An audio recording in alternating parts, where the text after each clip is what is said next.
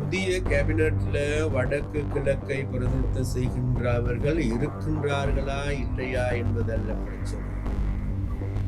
நாங்கள் எங்களுடைய புதிய கேபினட் மூலமாக நாளைக்கு வடக்கு கிழக்குக்கு அல்லது தமிழ் சிங்கள முஸ்லிம் மக்களுக்கு செய்ய போகின்ற சேவைகள் எப்படி என்பது பார்க்கணும். முஸ்லிம் மக்களுக்கு எங்களுக்கு நம்பி எங்களை பார்க்கணும். அந்த நம்பிக்கைக்கு கடுகளை வேணும். துரோகம் செய்கின்ற நடவடிக்கை நாங்கள் எடுக்க மாட்டோம். நிச்சயமாக உங்களுக்கு தெரியும், இன்றைக்கு எங்களுக்கு தேவைக்கு அதிகமான அதிகாரம் இருக்கின்றது. அதனால இதில் வேறு ஆக்களை நாங்கள் வாங்கி கொடுக்கிறோம். திட்டமில்லைங்கிறது நாங்கள் தெளிவாக சொல்லியிருக்கோம். ஒன்று, கடல் தொழில் அமைச்சின் பொறுப்புகளை பணிகளை பொறுப்பேற்கின்ற நாள் மிகவும் மகிழ்ச்சியான நாள். அந்த வகையில் இன்று எங்களுக்கு எல்லோருக்குமே தெரியும், நாட்டு மக்கள் இந்த தேர்தலிலே ஒரு அமோகமான வரவேற்பினை தேசிய மக்கள் சக்திக்கு வழங்கியிருக்கின்றார்கள். அதே போன்று கடந்த ஜனாதிபதி தேர்தலிலும் மக்கள் இன்றைக்கு தோழர் அனுர குமாரசாநாயக்காவுக்கு தேர்ந்தெடுத்தார்கள் ஜனாதிபதியாக. அதன் பிறகு நாடு முழுவதுமே இருக்கின்ற மக்கள் இன்றைக்கு எங்களை தேர்ந்தெடுத்திருக்கின்றார்கள். அந்த வகையில் இந்த வெற்றி என்பது மிகவும் ஒரு சரித்திரம் வாய்ந்த வெற்றியாகும். அப்ப அந்த வெற்றியிலே நாங்கள் விசேடமாக இலங்கையில் இருக்கின்ற தமிழ் சிங்கள முஸ்லிம் வடக்கு கிழக்கு தெற்கு மேற்கு என்று பாராது சகல மாவட்டங்களிலும் வாழுகின்ற மக்கள் மேலேயே ஏகமனதாக ஒருமனதோடு தேசிய மக்கள் சக்தியை தெரிவு செய்திருக்கிறார். அப்ப அதை தெரிவு செய்ததன் பிரகாரமே இன்றைக்கு நாங்கள் இந்த அமைச்சுக்களை பொறுப்பேற்றோம். இந்த அமைச்சுக்களை பொறுப்பேற்கின்ற போது மேலே எங்களுக்கு எல்லோருக்குமே தெரியும், கடந்த 76 வருடங்களாக இந்த நாட்டை ஆண்ட ஆட்சியாளர்கள் தாங்களது பொறுப்பினை கைவிட்டு பொறுப்பற்ற விதத்தில் நடந்து கொண்டதன் காரணமாகவே நாடு இன்றைக்கு இவ்வாறான ஒரு நிலைக்கு தள்ளப்பட்டது. அதனால் எங்களுக்கு ஒரு கடப்பாடு இருக்கின்றது. இந்த நிலைமையில் இருந்து நாட்டையும் மக்களையும் மீட்டெடுக்க வேண்டிய தேவை இருக்கு. அதை நாங்கள் சரிவர திறம்பட செய்வோம் என்று அனைத்து மக்களுக்கும் உறுதியளிக்கிறோம். அதே போன்று இலங்கையில் வாழுகின்ற அனைத்து மக்களுக்கும் மீண்டும் மீண்டும் எங்களது நன்றியை நாங்கள் தெரிவித்தோம். அப்ப அந்த வகையில் இன்றைக்கு எனக்கு இந்த அமைச்சு பொறுப்பினை வழங்கப்பட்டிருக்கின்றது. இந்த அமைச்சு பொறுப்பு என்பது மிகவும் ஒரு முக்கியமான அமைச்சு பொறுப்பு. அப்ப அந்த அமைச்சு பொறுப்பினை நான் மக்கள் எதிர்பார்க்கின்ற எதிர்பார்ப்புகளை நிறைவு செய்கின்றவனாக அந்த அமைச்சராக இருப்பேன் என்கின்ற உறுதிமொழியை மக்களுக்கு வழங்குகிறேன்.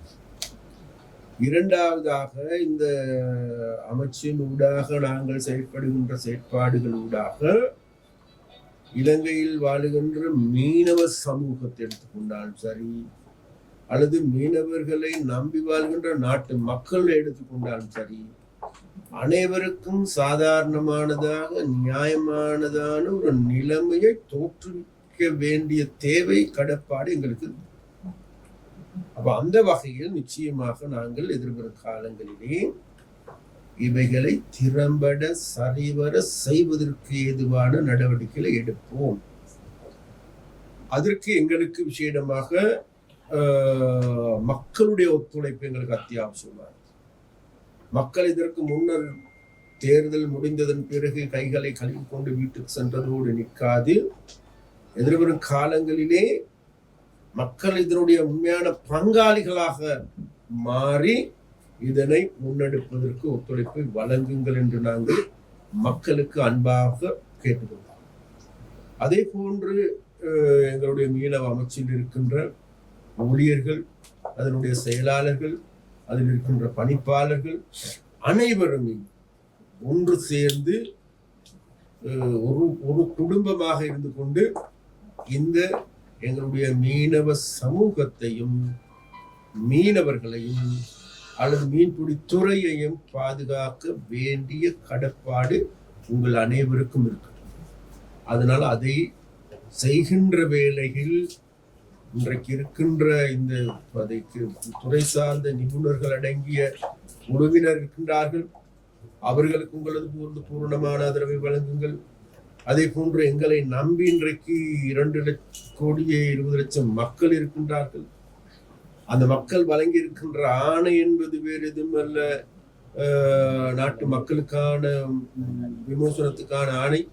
அப்ப அந்த ஆணையை உறுதி செய்வதற்கான செயற்பாடுகளை முன்னெடுங்கள் என்று இங்க இருக்கின்ற ஊழியர்கள் அனைவரிடமும் நாங்கள் கேட்டுக்கொள்வோம். புதிய கேபினட்ல வடக்கு கிழக்கை பிரதிநிதித்துவம் செய்கின்றவர்கள் இருக்கின்றார்களா இல்லையா என்பதல்ல பிரச்சனை. நாங்கள் எங்களுடைய புதிய கேபினட் மூலமாக நாளைக்கு வடக்கு கிழக்குக்கு அல்லது தமிழ் சிங்கள முஸ்லிம் மக்களுக்கு செய்ய போகின்ற சேவைகள் எப்படி என்றது பார்க்கணும். அந்த வகையில் மக்களுக்கு நாங்கள் ஒரு உத்தரவாதத்தை தருகின்றோம். எங்களுடைய அமைச்சரவையில் வடக்கில் இருக்கின்றாரா, தெற்கில் இருக்கின்றாரா, மேற்கில் இருக்கின்றாரா என்ற கதையே கிடையாது. அனைவருமே ஒரு குடும்பமாக இருந்து நாட்டை கட்டியெழுப்புகின்ற செயற்பாட்டை நாங்கள் முன்னெடுப்போம். அதற்கு இனவாதம் தேவைப்படாது என்றே நாங்கள் அதாவது இந்த அமைச்சரவையில முஸ்லிம்கள் இருக்கின்றார்களா இல்லையா, இன்னும் அமைச்சர்கள் பதவி பிரமாணம் செய்யறதுக்கு இருக்கிறாங்க, இன்னும் பிரதி அமைச்சர்கள் பதவி பிரமாணம் செய்யறதுக்கு இருக்காங்க.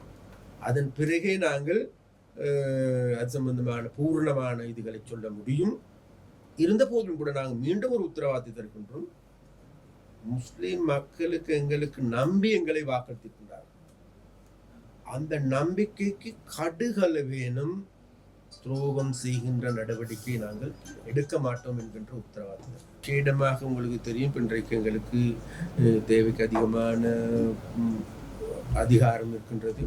அதனால இதுல வேற ஆக்களை நாங்கள் வாங்கி கொள்றதுக்கான திட்டம் இல்லைங்கிறது நாங்கள் தெளிவாக சொல்லியிருக்கோம். இலங்கை இந்திய மீனவர்கள் தொடர்பாக நாங்கள் மிகவும் தெளிவாக இருக்கும். ஒன்று, எங்களது கடல் பரப்பை அத்துமீறி செயற்படுகின்ற நடவடிக்கைக்கு நாங்கள் எதிர்ப்பு. அதே போன்று அவர்களால் முன்னெடுக்கப்படுகின்ற ட்ரோலர் மூலமாக செய்யப்படுகின்ற நடவடிக்கைகளுக்கு நாங்கள் எதிர்ப்பு. இது நாங்கள் மாத்திரமல்ல, தமிழ்நாட்டில் இருக்கின்ற மீனவர்களும் கூட எதிர்ப்பு. அப்ப அந்த நடவடிக்கையை அவர்களும் எதிர்க்கின்றார்கள், நாங்களும் எதிர்க்கின்றோம், இலங்கையில் இருக்கின்ற மீனவர்களும் எதிர்ப்பார்களாக இருந்தால் அது சட்டவிரோதமான நடவடிக்கை. அப்ப அந்த சட்டவிரோதமான நடவடிக்கை தடுத்து நிறுத்தப்பட வேண்டும் என்பதில் எந்த விதமான மாற்று கருத்துக்கு இடமில்லை. இது சம்பந்தமாக மேலும் அதிகமான நடவடிக்கைகள் எடுக்கப்படுகின்ற போது நாங்கள் எதிர்பார்க்கின்றோம். நிச்சயமாக எதிர்வரும் காலங்களிலே எல்லோருடனே கதைத்து பேசி இதை சுமூகமாக தீர்த்து கொள்ள முடியும் என்று நாங்கள் நம்புகிறோம்.